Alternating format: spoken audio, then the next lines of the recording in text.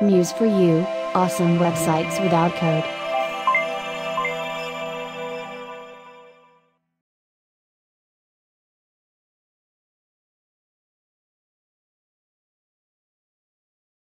Hey, what's up Muser, and welcome to day 9 of building a chef website in Adobe Muse. Today we're on section 6 and grouping, so I'll go ahead and click on the day 9 section 6 and grouping folder in the course folder. And here we have the PDF for the day 9 section 6 and grouping PNG, the section 6 completed, and the section 6 text. So I'll go ahead and double click on the PNG. And here for day 9, we're going to create the section 6 layer. We're going to add the section 6 elements, and we're going to prepare the elements for breakpoints by grouping. Grouping elements makes it really easy to move elements around when we add breakpoints. So I'll go back here to the root of the course folder. The first thing I'll do is double click on the chef website starting file .muse. So I'll go ahead and double click, and I'll double click on the home page, and I'll zoom out here. So let me close the graphic styles panel. So here we have the logo and the menu. I'll zoom in a bit. We have the logo in the menu. We have section 1, we have section 2, section 3, section 4, and section 5, and the footer. So now we're going to add section 6. So just like with every other section, we're going to go ahead and create the section layer in the layers panel. So here to the right, I'll click on layers, and this is what it looks like at the moment. We have header, section 1, section 2, 3, 4, 5, and the footer. So I'll go ahead and create a new layer by clicking on this new layer icon that looks like a piece of paper with a folded corner. So I'll click there, and then we see this layer 8 gets created. So I'll double click, and in the layer options dialog box, I'll rename this to section 6. And the color is violet, so any elements that we add to the website will have this violet border around it. And I'll click OK. And now the layers panel should look like this. You don't want section 6 to be in between any other layers or at the top. You want it to be right below section 5. So the layers panel should look like this: header, section 1 through 6, and the footer. And I'll go ahead and lock section 5 because we're not going to be working with section 5 today. So right next to this kind of eyeball icon, you can click in that empty space and it will lock the layer here. And then go ahead and click on section 6 so that any elements that we add to the website will be added to section 6. So we want to make sure that section 6 is selected. All right, so now let's go ahead and start adding the elements. I have the comments printed out in front of me. You can also open up the PDF. So I'll open up the day 9 section 6 folder, and I'll double click on the section 6 PDF. So I'll double click, and I'll scroll down, and here we have section 6. So we have a Google map, and we have a few elements here, and we have an advanced gradient widget here as well. So I'll go into Muse, and the first thing we're going to add is the Google map.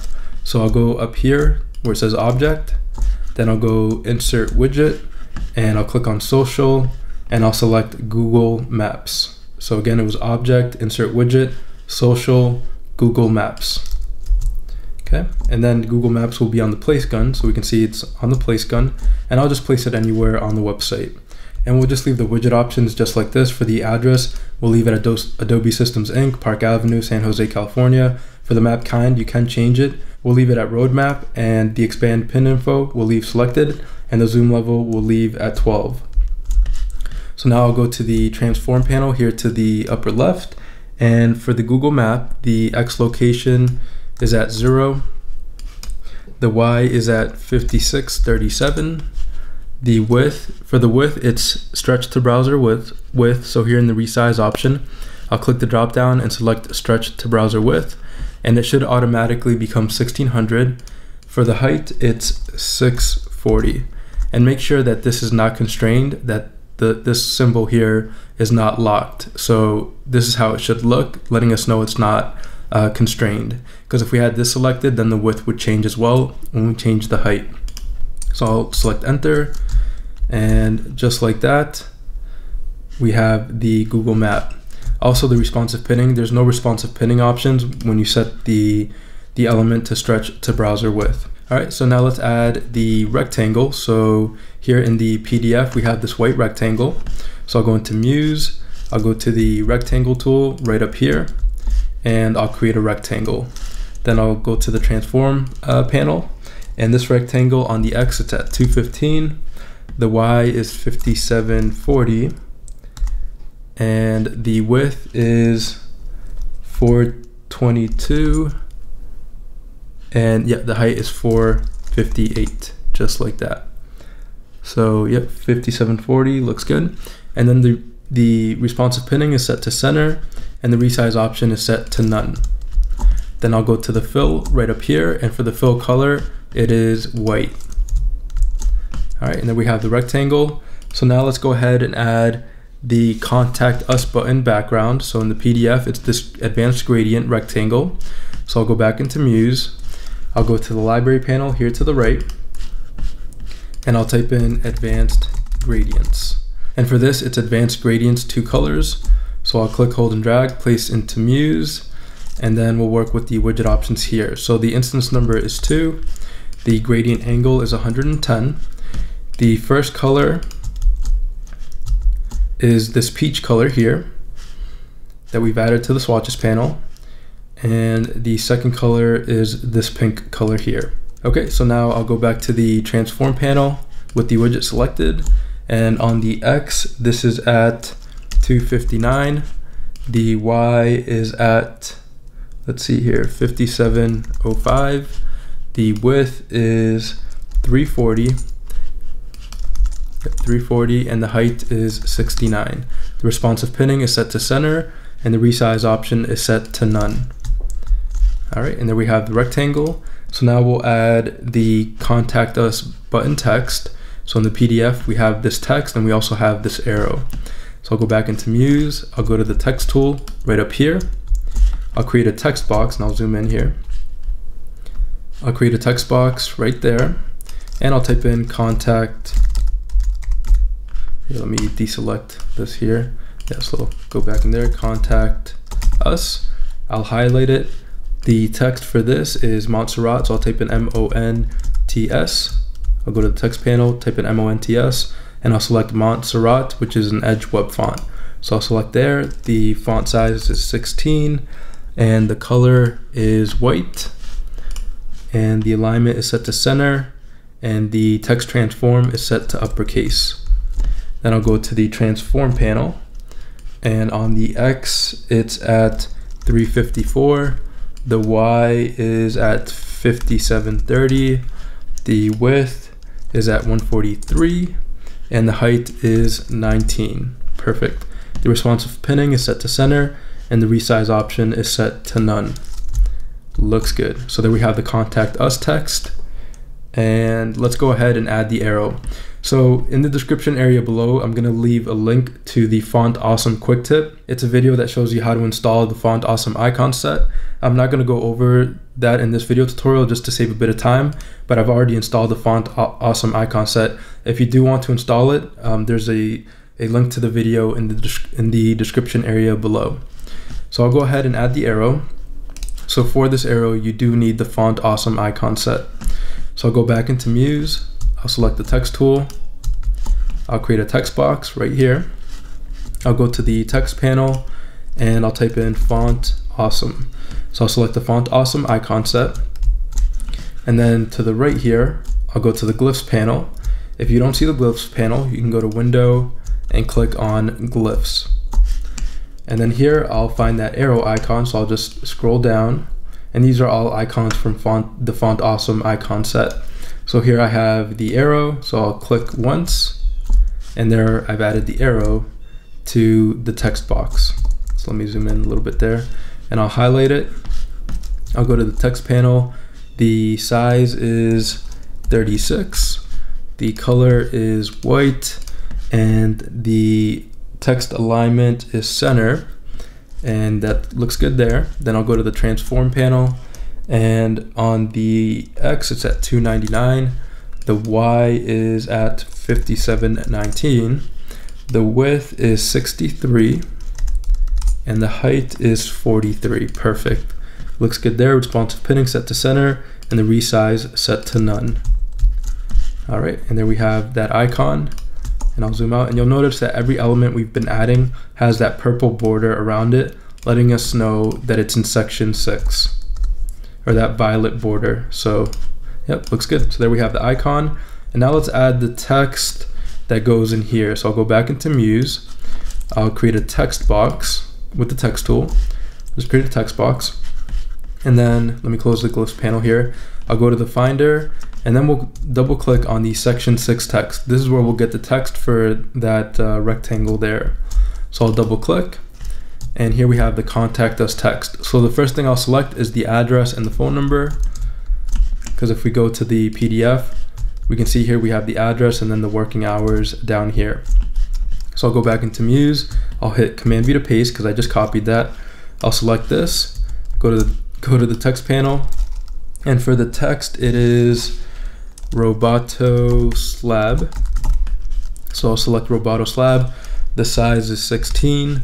The color is actually a new color, 2E, 2E, 2E. So I'll hit enter, and I'll go ahead and add it to the swatches panel by clicking on this icon here.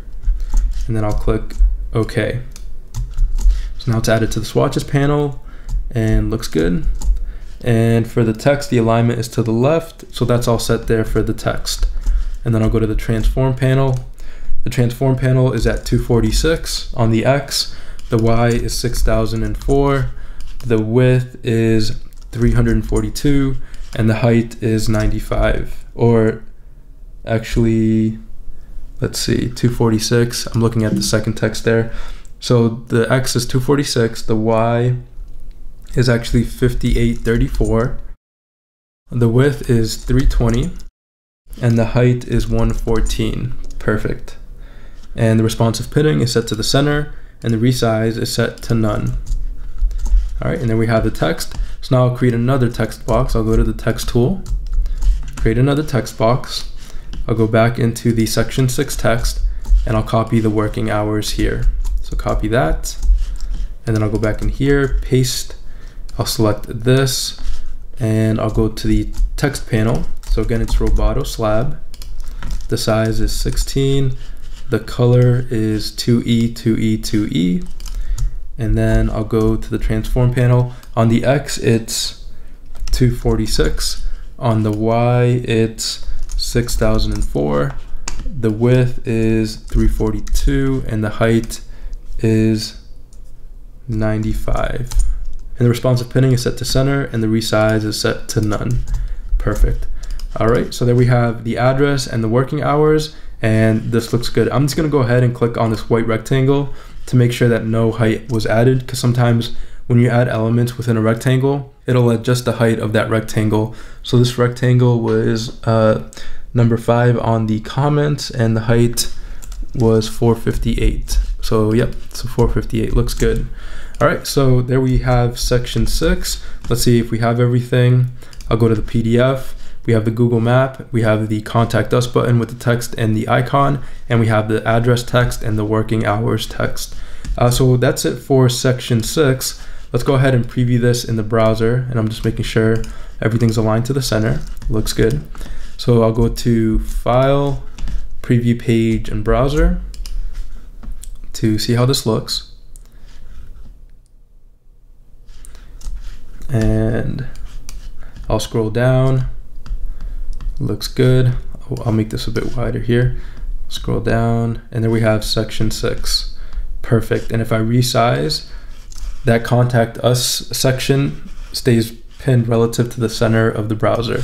If I make this full screen, looks good. We can see this section is pinned relative to the center of the browser. So just picture the center right here, and because we have it pinned responsively to the center, this section stays relative to the center of the browser.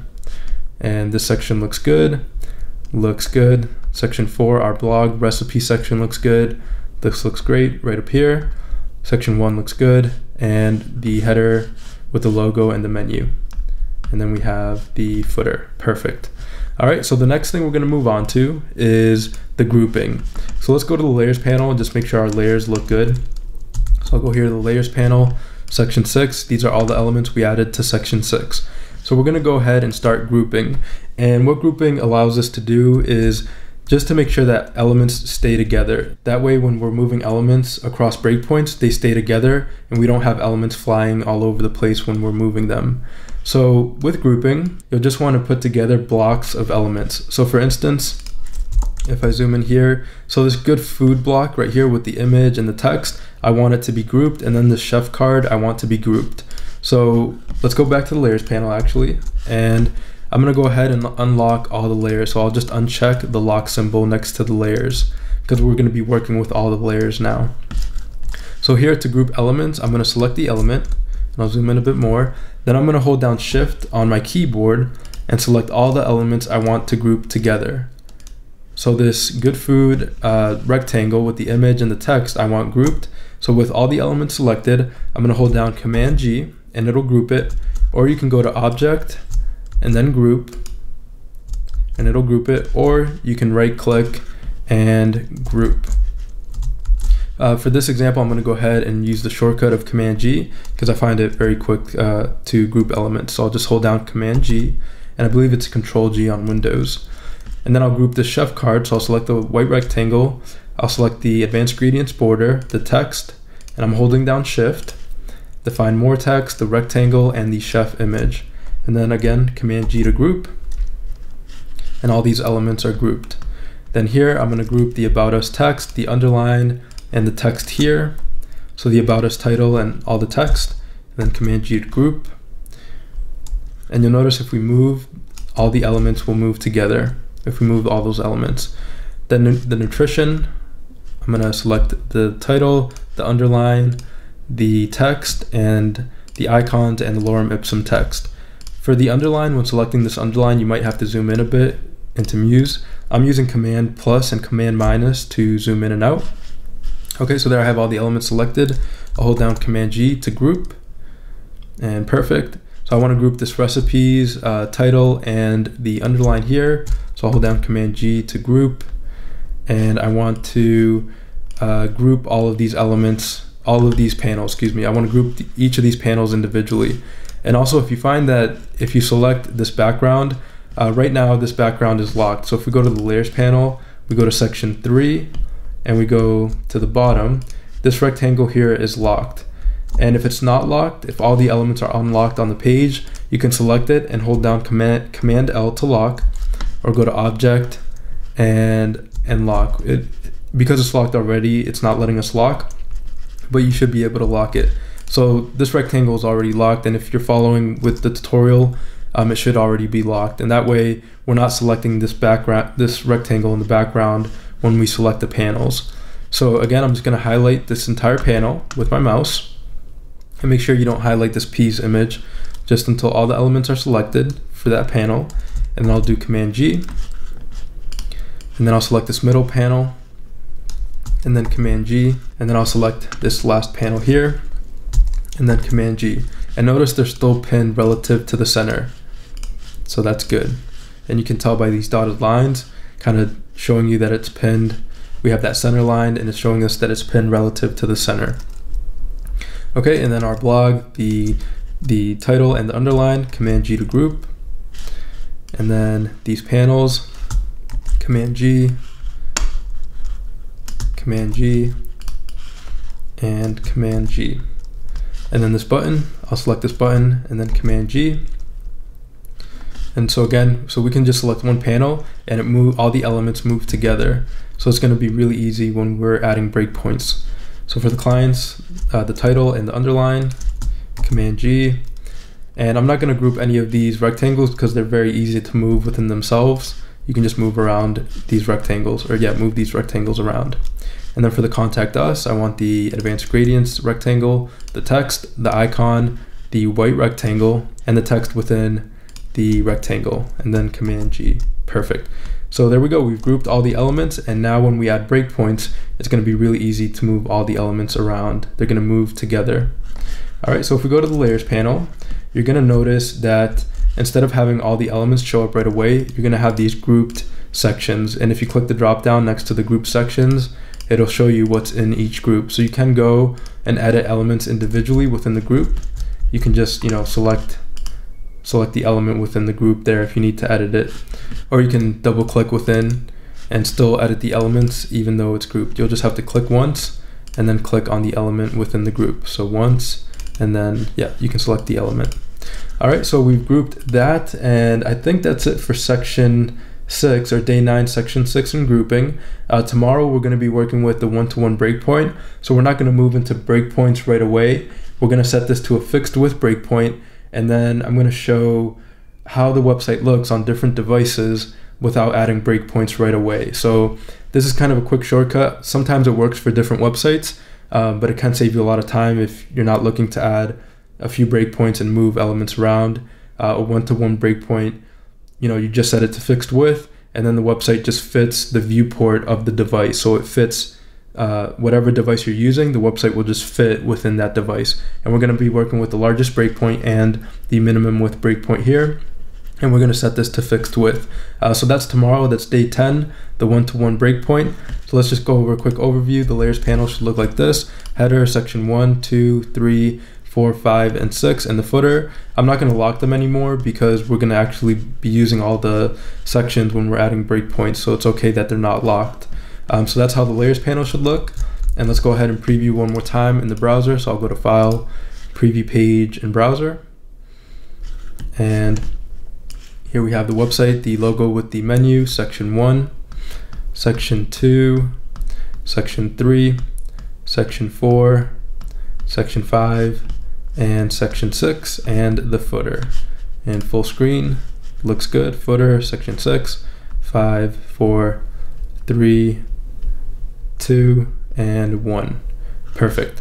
All right, so that's it for day 9, section 6 in grouping. Tomorrow we'll be moving on to day 10 and the one-to-one breakpoint.